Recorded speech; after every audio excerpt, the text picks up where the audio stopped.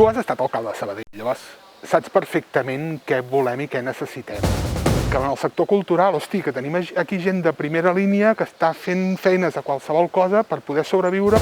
La situació és molt dura. Jo sempre el que intentaré serà ser molt clar, molt transparent, però esforçar-nos tot el que podem sempre per fer la vida una mica més fàcil a la gent. Ahir que va venir l'Elisenda aquí a Castellà, no? I una dada que va posar sobre la taula i que penso que ens hauríem de sortir cada dia. 44% d'atur juvenil. Les direccions avisen des de molt petits, és que els perdrem, i els perdem pel camí. És per això que el que fem és comprometre'ns amb la gent i oferir una proposta que el que busca al final és poder trobar camins i oportunitats per aquesta gent.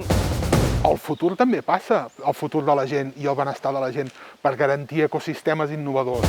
La nostra proposta és petita i mitjana empresa, formació, fer front a l'emergència climàtica a través també de la creació de riquesa amb noves empreses que ens donaran oportunitats de feina per la gent. No ens podem permetre de cap de les maneres ser un país que espera que li passin les coses. O ho gestionem d'una manera diferent o tindrem uns costos socials molt elevats.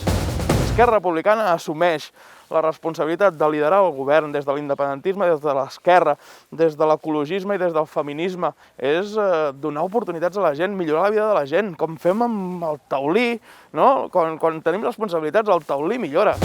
Això no va de si hi ha un diputat o una diputada, sinó va d'una organització que té la capacitat de conèixer la realitat i la vocació de transformar-la. I és el que fem a Castellà, i és el que fem al Vallès, i és el que fem a Esquerra Republicana a tot el país.